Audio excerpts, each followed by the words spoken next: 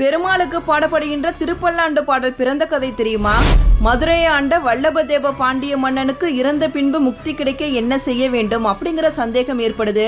இந்த சந்தேகத்தை தீர்த்து வைக்கிறவங்களுக்கு பொற்கிளி பரிசாக வழங்கப்படும் அப்படின்னு அறிவிக்கிறாரு.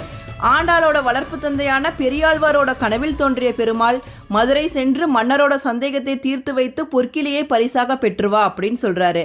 அரங்கனோட ஆணையை ஏற்று மதுரை சென்று சமயவாதத்தில் வெற்றி பெற்று மன்னரோட சந்தேகத்தை தீர்த்து வைக்கிறாரு பெரியாழ்வார்.